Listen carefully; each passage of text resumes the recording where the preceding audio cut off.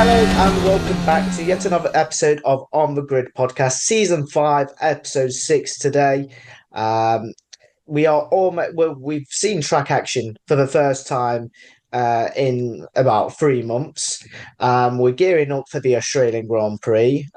So in this episode, we're going to be looking back at pre-season testing, all 3 days. That is a Formula One and Formula Two.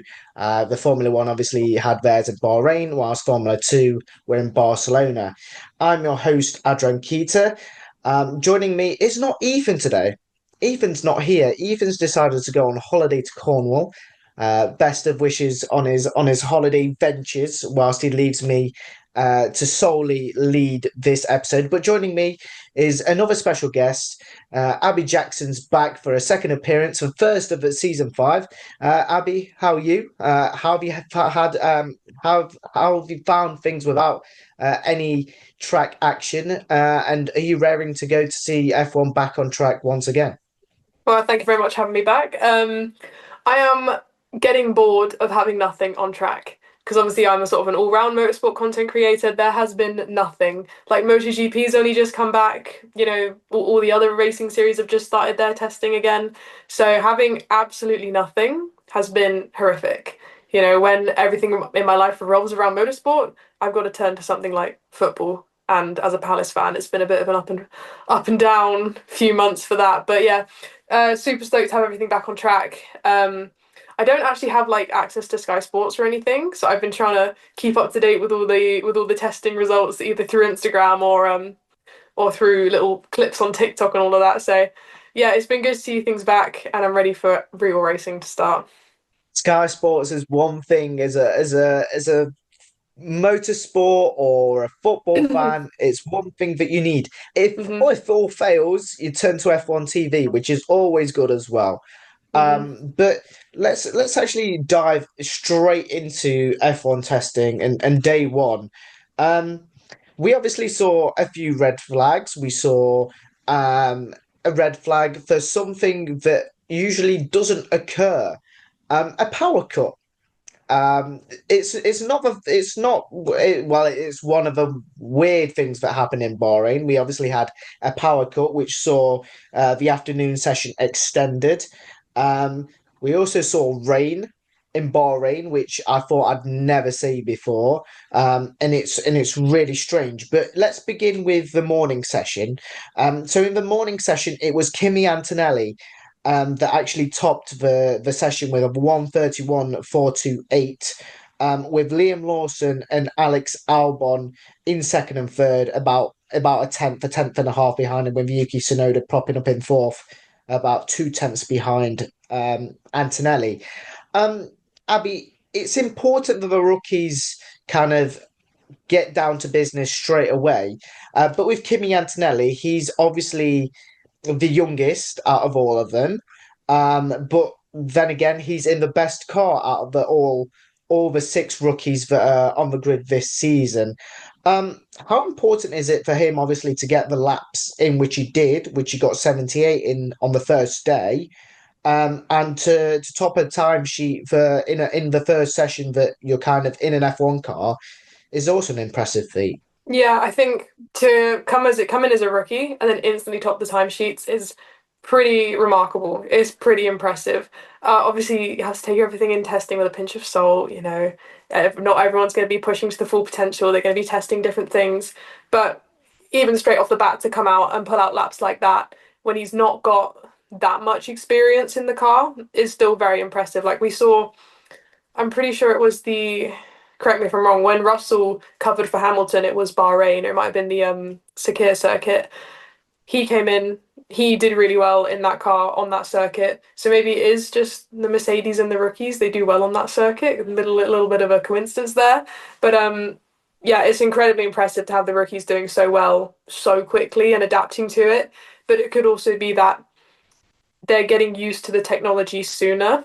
So the Formula 2 cars are adapting sort of at the same sort of, I don't know how to word it, they're getting more high tech, I wouldn't say closer to Formula 1 spec, but they're evolving more than the older generation of Formula 2 cars. And when it was GB, not GB, what's it called?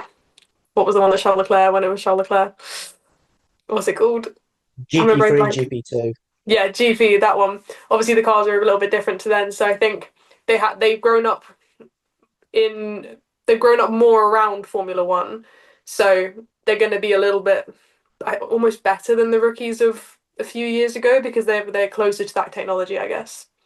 And obviously, in the morning session, we saw Lewis Hamilton for the first time Mhm. officially in red, in a red car. He came in fifth in the morning session, about 4 tenths away from Kimi Antonelli, doing 70 laps, should I say, in the morning session. Um, Obviously, as time goes on, Lewis is going to build up his confidence and get up to speed to Ferrari machinery a lot quicker. Um, but Abby, for Lewis Hamilton, obviously to clock 70 laps, which is from what I can see from my notes, the fourth or fifth most amount of laps of the drivers in the morning session. It's important for Hamilton to kind of get that know-how of the Ferrari machinery and to test as many things possible in testing sessions like these. Yeah, I think it shows that he's really committed to this, in my opinion. It shows that he's got this new car, he's with a new team, new teammate, new pit crew around him. He's determined to, you know, get hands on instantly and get as acclimatized to the car as quickly as he can. Which I guess is what he needs after a really tricky few seasons with Mercedes, coming to the end of his career at Mercedes. I think if he can carry on doing what he's doing in testing all the way through the season and, beyond then, it could be a very exciting few years for Hamilton. But I think for him to come in testing, he needed to, like, this is one of the biggest moves we've seen from one team to another in years. Like, he needs to get used to the car as quick as he can and be able to win races in it, because I have a big bet on him down to win the championship. I've got a lot riding on it, so hmm Betting money or just Uh, purely I made a through bet with my passion? tattoo artist. Like Oh, if my top three win and then the three constructors, I get a free tattoo. there we go then. There we Yeah. go. There's always positives coming out of Formula One. Um, Rounding off the top 10, should we say, in the morning session was Jack Doohan, Fernando Alonso, Oscar Piastri, Nico Hulkenberg, and then Ollie Behrman.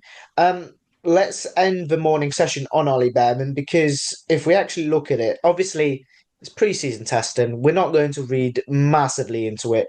But Ollie Behrman clocked 72 laps, but was over 4 seconds off the pace.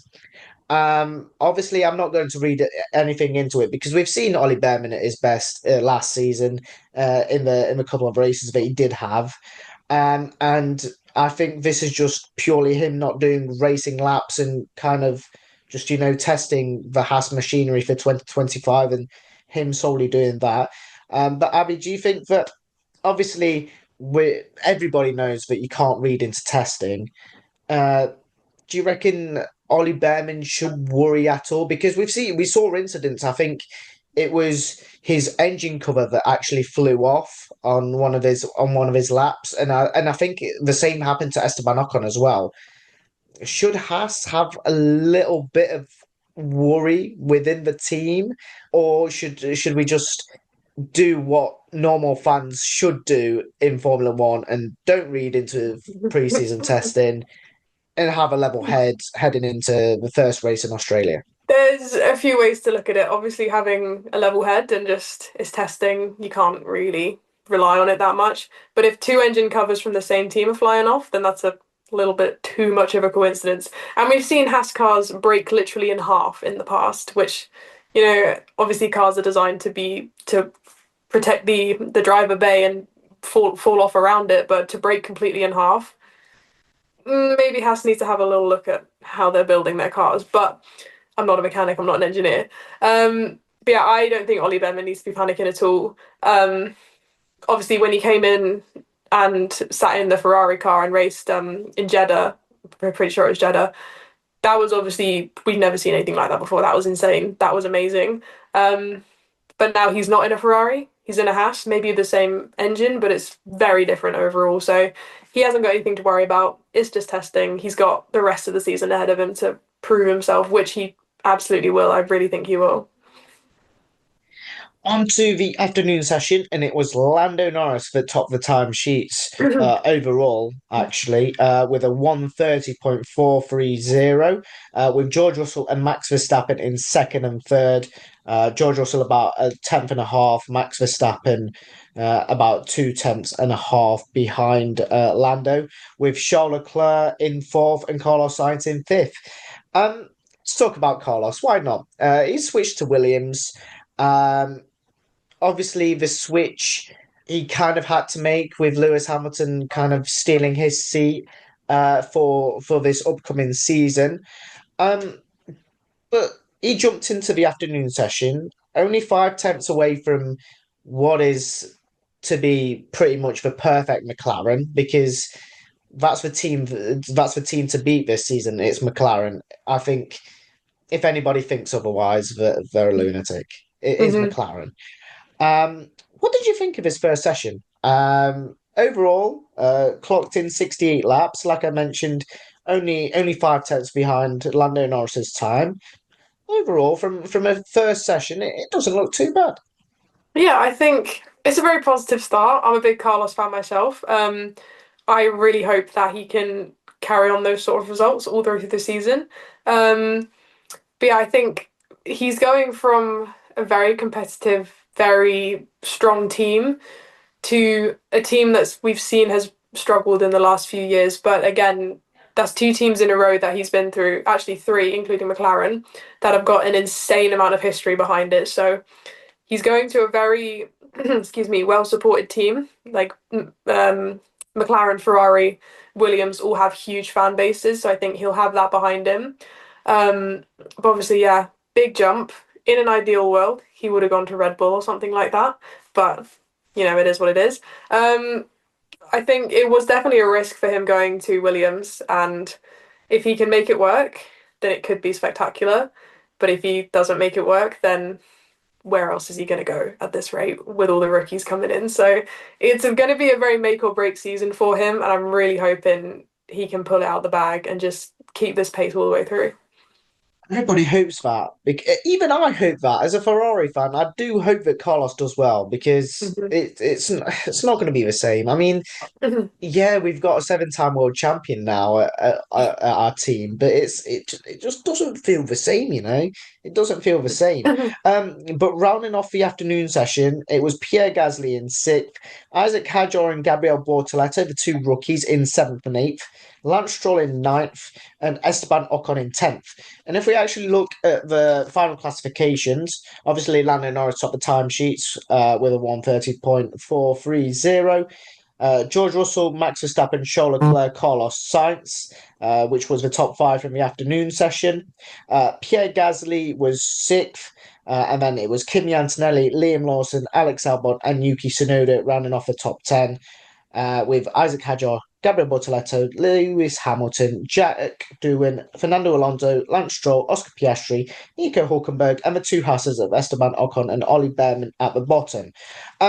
If we actually have a look at the inter-team comparisons, um, the real standout to me straight away is that Lando Norris was 1.654 seconds quicker than Oscar Piastri. Um, Obviously, the track ramps up as the day goes on. Oscar Piastri was eighth in his respective session, whilst Lando Norris topped the timesheets. Um, yeah, Lando Norris quickly on it. I'm already going to pose this question. I know it's pre-season and we've got about a week to go until the season starts. Is Lando Norris a firm favourite for the championship? Is he or is he not? For me, no. But if I was going from an unbiased option, possibly. I think he's obviously going to be, and the entire team is going to be riding off the high of last year. They performed incredibly well last year. Like to me, McLaren just came out of nowhere last year, and they just shocked everyone. And even at F1 75 Live, the way they displayed their 7 minutes on the stage, they knew that they were going to be coming into the season with, we're here, we're back, we're on top, we're gonna show you that we're not one to be messed with. So I think they're riding, and Lando is going to be riding on an incredible high at the moment. And I think he can. I reckon he has the ability and the capability to bring that all the way to the season finale and take the championship. But as we've seen before, he can be a little bit on edge. I wouldn't say on edge, but he can make some silly mistakes sometimes. And I'm probably not alone when I say that. He needs to sort of keep a level head a little bit more, maybe. I would not say that they're rookie mistakes, because obviously he's definitely not a rookie anymore, but they're mistakes that could be avoided and could potentially cost him and the team points. So if he can remain cool, level headed, calm, but keep this "we're champions" high, then he could very well do it.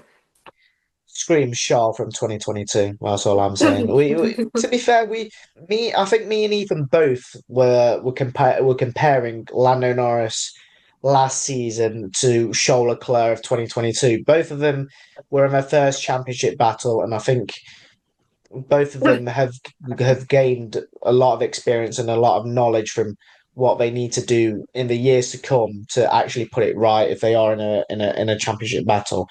Um, Let's continue with the team comparisons. So Ferrari were next in the Constructors' Championship. Charles Leclerc quicker by almost a second to Lewis Hamilton, but I think also that's going to be the case. Obviously, Lewis Hamilton jumping in Ferrari machinery for pretty much the first time, apart from his couple of testing sessions in Italy behind closed doors. Max Verstappen almost 9 tenths quicker than Liam Lawson on day one. George Russell almost 9 tenths quicker than Kimi Antonelli on day one. The Aston Martin gap and the RB gap was actually the closest. So Fernando Alonso quicker by 0.075 seconds to Lance Stroll, and then RB Yuki Tsunoda was quicker by 0.021. Let's talk about RB because they've got a rookie in Isaac Hadjar. And you know what? Let's continue with the rookie theme. Yuki Tsunoda obviously marginally quicker by than Isaac Hadjar. Isaac Hadjar sort of a surprise appearance because it was always thought that Liam Lawson would be staying at the Racing Bulls team, while Sergio Perez kind of was at Red Bull. But that quickly changed, and Isaac Hadjar jumped from F2 to F1. And he's another one that kind of will come as a surprise and a shock, I think.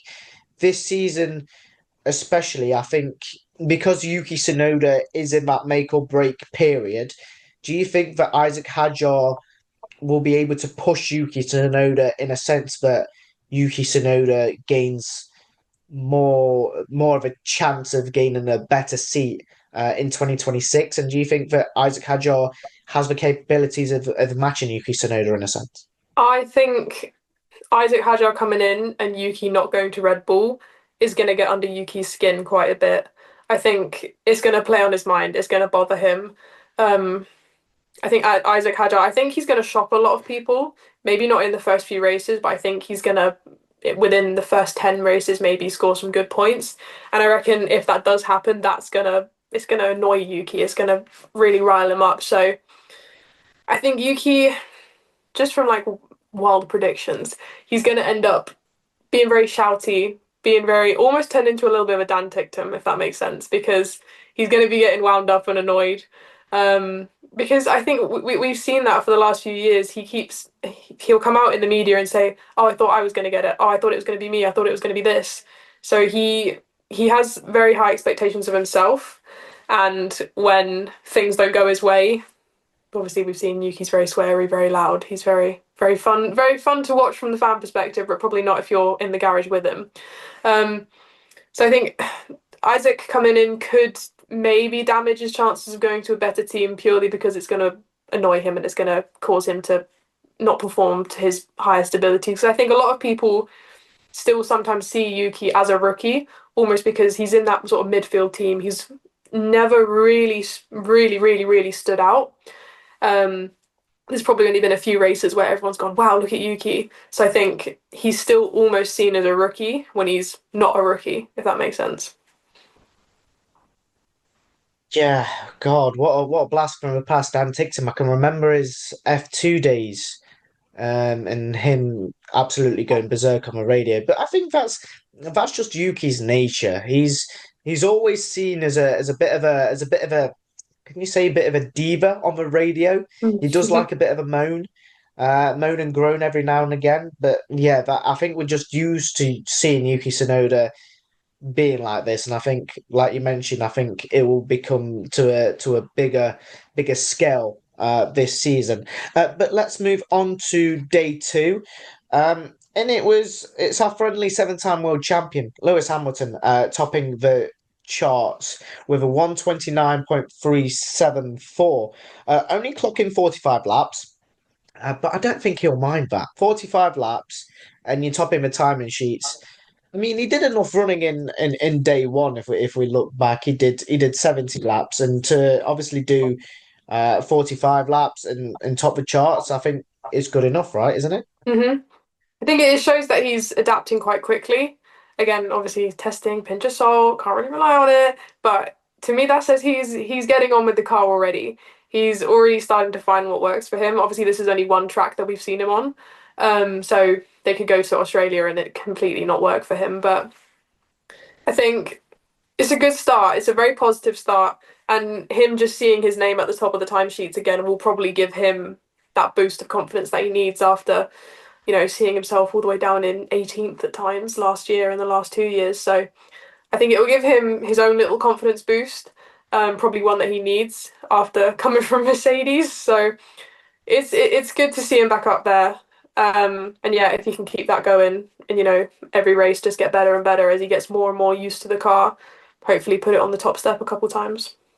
Yeah, top step most definitely. I'd be down for that. And Ferrari win the constructors. Yeah, Hmm. I think I'll take that all day, every day. And I think every single Ferrari fan will as well. Um, George Russell in second, Carlos Sainz. Yeah, again, he's always popping up there in third. Pierre Gasly fourth. Fernando Alonso in fifth, and then the gap just widens. Yuki Tsunoda sixth, Oscar Piastri seventh. Um, I've set up. Yeah, again, it's really hard to take anything from preseason testing because we could sit here and talk about Oscar Piastri 1.4 seconds off Lewis Hamilton's pace in a Ferrari.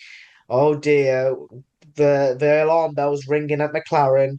But you can't really take anything from this. You can briefly look at the time difference, but what can you actually take from Oscar Piastri popping in the seventh quickest time in the morning session? What actually could you take from it, Abby? There's not much you can talk about because McLaren, okay, rapid. They should be near the top, but he's not. What would you say to a startup Formula One fan? What would you say a top tip, especially if they're seeing their favorite team McLaren only in seventh in the morning session? Um, uh, Probably just like, hey, he's not driven the car for however many months he's been off over Christmas, probably having a few too many. He's been relaxing. Obviously, F1 drivers train like animals, but it goes for all the drivers. They've not actually driven the cars to this extent for a very long time. Whether they're, seven-time world champion, it's their rookie season. It's going to take them a few laps to adjust back to being in the car, being just in the paddock in general. So yeah, there's not a lot you can take from it. It's not a bad result. It's not the best result. It's just, it's all right. He could do better and he will do better. Like we've seen that he's got it in him. So it's not world ending that he's in seventh really.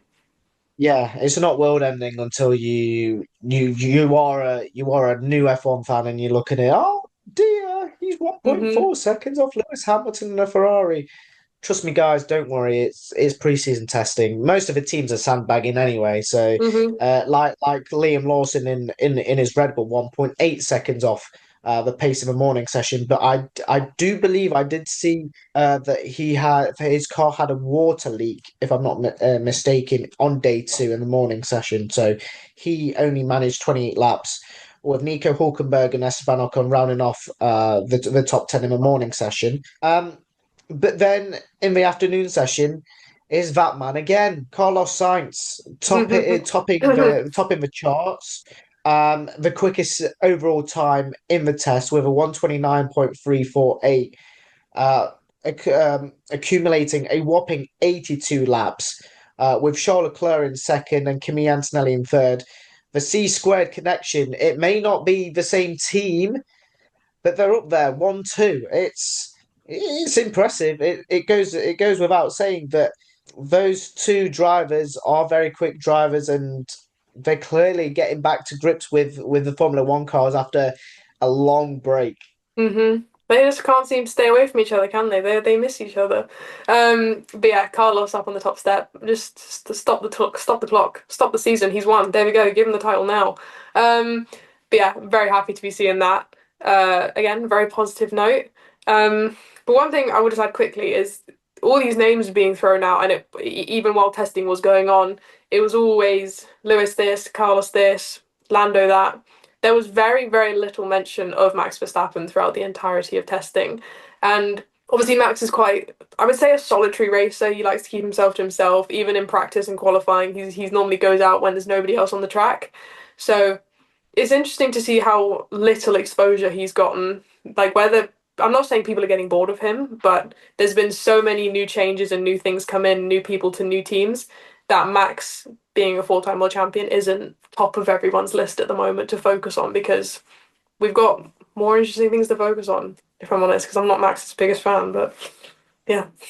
Sorry, Max. But yeah. And in day two, we didn't even see Max Verstappen on the track because it was Liam Lawson solely racing for Red Bull. So hey, it just adds up. It just accumulates. But then we'll probably see Max Verstappen fly out the traps and do what he does best. But rounding off the afternoon session, it was Lance Stroll in fourth, Liam Lawson clocking up the fifth fastest time, Jack Doohan in sixth, Isaac Hadjar in seventh, Lando Norris, oh dear, McLaren fans, beware, in eighth.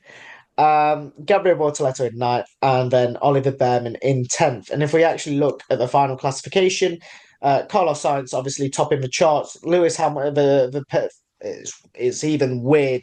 It's not even gone through my head yet. The Ferrari pair, there we go. I'll get it right at some point this season. The Ferrari pair of Lewis Hamilton and Charles Leclerc in second and third. The McLaren pair, the Mercedes pair of George Russell and Kimi Antonelli in fourth and fifth, with Lance Stroll, Liam Lawson, Jack Doohan, Pierre Gasly, and Isaac Hadjar rounding off the top 10, with Fernando Alonso, Yuki Tsunoda, Oscar Piastri, and Lando Norris in 13th and 14th. Oh dear. Stop the count. Make sure they finish there. Gabriel Bortoleto and Nico Hulkenberg 15th and 16th, Esteban Ocon and Ollie Behrman, two Hasses in 17th and 18th. If we actually look at the gaps, there's not that much in it. McLaren 0.061, Ferrari 0.052, Mercedes with the smallest gap I've seen in a long while, with 0.006 between the two. Aston Martin 5 tenths between each other, with Lance Stroll quicker. Jack Doohan quicker by 0.062 than Pierre Gasly. Esteban Ocon quite a bit quicker than Ollie Behrman. Isaac Hadjar actually quicker than Yuki Tsunoda. And then Gabriel Bortoleto 4 tenths quicker than Nico Hulkenberg. So in day two, the gaps were relatively small, and I think the teams were actually ramping it up. Let's move on to day three, and kind of some F1 testing as a whole. Charles Leclerc at the top, 66 laps. Obviously, about a second. I want to say a second and a half. Yeah, about a second and a half slower than Carlos Sainz's time on day two, with a 1:30.811, with Kimi Antonelli and Lando Norris. He's in third, guys. Don't he's still here in third. Going into the final day, Abby, what do you think the teams were looking for the most? Were they simply looking for just clocking in laps and kind of seeing what changes they can make to setups? What do you think? Because we don't talk about the rakes a lot, but when you actually see the rakes on the cars, it's quite interesting. Obviously we're not engineers, we're not mechanics, we don't know all the ins and outs of these stuff. But how important do you think it is for teams just to gather the data, clock the laps in, and just be out there on track and kind of gaining all the knowledge they can ahead of a season opening? I think Formula One testing is probably some of the most important testing across all of the motorsport categories. Bike racing, they do multiple tests throughout the year. That goes for BSB, MotoGP. If it's two wheels, they do their testing all year round. Formula One has pre-season testing, full stop. If they want to test something new, they may have to do it in a practice session, but then that's taking time away from the practice session. So they're probably trying to squeeze as much as they can into 3 days. So the third day, it could be the final things they need to test. It could be they've tested everything they need to. It's just about getting experience in the car. It's just about getting miles on the car. It could be the teams could be looking for a whole range of different things. Um, but I think final day of testing comes around. People they're gonna believe it probably a little bit more than the first 2 days of thinking, oh, maybe this is where we're gonna stand because the drivers are gonna push it a bit more. Um, but yeah, it's interesting to see just how jumbled up everything is across the 3 days of how many different results we get. Um, so yeah, I think last few days, sorry, the last day of testing, they're just looking to get either those final details or maybe they didn't even get enough. It's 3 days. There's so many components to a Formula One car that they probably didn't even get to test everything they wanted to. So yeah, it'll be interesting to see how the testing results actually translate into the real results. Running off the morning session, Max Verstappen was fourth. He is still there, guys. Don't worry, he's not gone away. He's fourth with Jack Doohan, Alex Albon, Isaac Hadjar, Fernando Alonso, Gabriel Bortoleto, and Oliver Behrman rounding off the 10 drivers in the morning session. And in the afternoon session, it was George Russell, another Mercedes that obviously Kimi Antonelli topped day one of the morning session. George Russell tops day three in the afternoon, clocking in an impressive 91 laps and clocking in with a 129.545, with Max Verstappen only 200ths behind him in second. Alex Albon, Speedy Williams, clearly only a tenth behind George Russell. Oscar Piastri, don't worry, guys, McLaren haven't gone. Oscar Piastri is 4 tenths back. Pierre Gasly, Lewis Hamilton, Yuki Tsunoda, Esteban Ocon, Lance Stroll, and Nico Hulkenberg rounding off the 10 drivers in the afternoon session. And if we look at the final classification, it was George Russell, like I said, Max Verstappen, Alex Albon, second and third, Oscar Piastri, Pierre Gasly, Lewis Hamilton, fourth, fifth, sixth, Yuki Tsunoda, Esteban Ocon, Charles Leclerc, and Kimi Antonelli rounding off the top 10, with Lando Norris, Jack Doohan, Lance Stroll, Nico Hulkenberg, Isaac Hadjar, Fernando Alonso, Gabriel Bortoleto, and Ollie Behrman, the last of the drivers in classified in preseason testing. Overall, Abby, how did you find preseason testing? What can we expect of the drivers heading into a new season? And who are you excited to see the most out on track in Australia? I think overall, happy to get it done and out of the way because the amount of stuff we see in the media when preseason testing is going on and the amount of they've fallen off, they're coming back, they're this, they're that. It's preseason testing, guys. Calm down. It's 3 days. So I think it's good to have it out the way. Obviously, it's great to see cars back on track. It's great to finally have some action back. But going into Australia, I'm gonna have we'll see Carlos and Lewis are my favourite drivers, and they switched teams last year. So, well, not switched teams, but Ferrari's my favourite team. Carlos is my favourite driver. But then my second favourite driver went to my favourite team and kicked my other favourite driver out. So it was all a bit. I'm a bit on the fence with all of it. But Lewis on top step as a realistic prediction is what I want to see.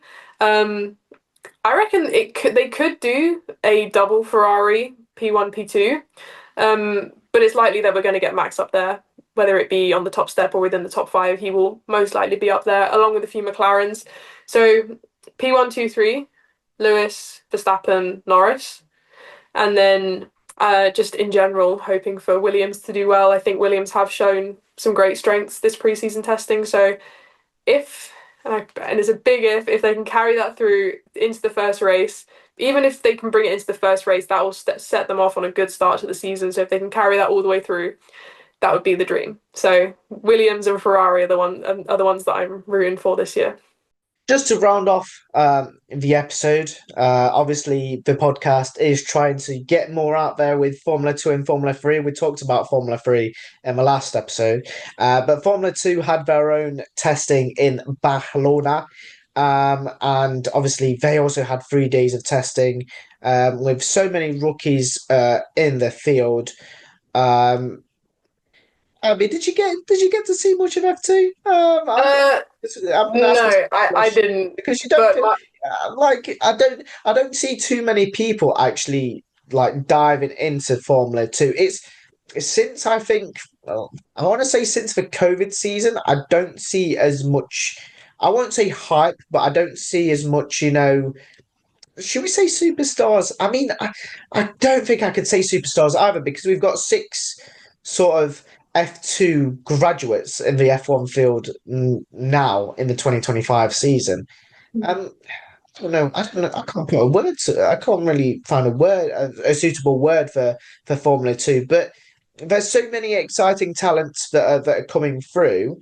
Yeah. What have you made of F2 in if you've caught a glimpse of it in preseason? so sort of building on your point of F2 and how it's not really spoken about since COVID, I think a lot of that, in my opinion, is since we had George Lando and Alex Albon all come up at the same time, especially for sort of British fans, there just isn't really that British talent in the lower categories at the moment. Obviously, we've got a few like Luke Browning and that, but George, Lando, and Alex, they were such a trio that they were great for the viewers. And so when they all came up to Formula One, everyone went with them to Formula One. And for myself personally, I follow so many motorsports that Formula 2 isn't one that I will make time in my calendar for. I think bike racing, Moto 2, oh my God, that's insane. I love Moto 2 so much, but I don't know what it is with Formula 2. I just can't personally get on. I'm not saying I can't get on board with it. It's not one that I reach for. But if they can bring it back, well, if more people can start watching it and the viewership gets better, it has the potential to do really well. But it's just not one for me, I don't think. So I didn't see much of testing. I did see something about the results being amended or something like that. They changed them after testing had happened or something. I saw an article title about that, but yeah, I didn't see too much, if I'm honest, so I'm not the best person to ask when it comes to Formula 2 because I can probably name one Formula 2 driver. So, Well, okay. If that's the case, we'll quickly glance over what happened in F2. Um, okay, we're talking about British talent. Arvid Lindblad, a Brit, Red Bull Academy backed. He came through the ranks in F4, I think in 23. Jumped into F3 for 24, did very well. Scored a double victory at Silverstone, which I witnessed. Very good quality. And then jumped into Formula 2 as a rookie. And in day one in Barcelona, topped the timing sheets with a 124.415. There's a handful of rookies with Gabriel Armani, who's at Prema, was Lindblad's Prema teammate in F3. He was second. Leonardo Fornaroli, the F3 champion from last season, in third, with Sebastian Montoya in fourth, another rookie. Jose Maria Marti in fifth. Alex Dunn. I believe he's Irish, actually, Alex Dunn. He's McLaren backed. He's in sixth. He's at Rodin. With Christian Mansell in seventh in day one. But it was actually announced, I think, before this morning. before this podcast recording, that Christian Mantle is taking some time away from racing due to personal reasons, so we wish him the best. Luke Browning, as we spoke about him, he was eighth, with Roman Stanek and Richard Verschoor running off the top 10 in day one. In day two, if we quickly skip through to day two. So in day two, it was Gabriele Mani that moved a step forward. He was top of the timing sheets in day two with a 1:23.660. Ritomo Miyata for ART, he was in second. Luke Browning made a big step up, but only did 44 laps. Clearly, there was some issue with his car. He was third. Victor Martins back at it again. He's clearly one to look out for. He's gunning for that championship. He's had so many stabs at it. Will this be the stab that he finally that he finally has the chance of clinching that F2 title? He was fourth. Joshua Dirksen in fifth. Arvid Lindblad and Alex Dunn, two rookies, sixth and seventh. Marty in eighth. Oliver Gerth in ninth, and Dino Beganovic in 10th. And on the final day, it was another rookie, Sami Megatunov, for Trident. He was top with a 1:24.363. Victor Martins up there again in second, with Alex Dunn in third, Ritomo Miyata in fourth, Arvid Lindblad fifth, Crawford, Miney, Esterson, Verschoor, and Christian Mantle running off the top 10. I know all of that was probably just a jumble of words to you. But if I can count correctly, I think in the F2 field there's 1, 2, 3, 4, 5, 6, 7, 8, 9 or 10 rookies. How important is it for obviously rookie drivers? We saw with Gabriel Bortoleto, he moved from F3 into F2, hit the ground running from a start and won the championship. How important is it for these rookies to sort of gain knowledge of the new, shall we say, in loose quotation marks, the new F2 machinery, because it's a lot different from F3 and GB4 and F4, all that sort of jazz. I think it goes whenever any driver goes to any new category, if it's something they've not driven before, it's going to take a lot of time. I say a lot of time, depending on the driver themselves. It's going to take time to adapt to it, to learn the new machinery. But I think one thing, just a slight tangent here to focus on, is that when all these drivers are coming up and eventually meet in the middle at F2, they're all coming from different backgrounds, whether it be like racing in Italy, growing up racing in Spain, in the UK.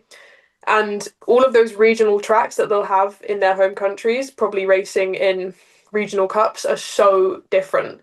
Like British tracks are incredible because there's certain tracks you won't find anywhere else in the world a track like a British racing track. They're narrow, they're tight, they're fun, they're amazing.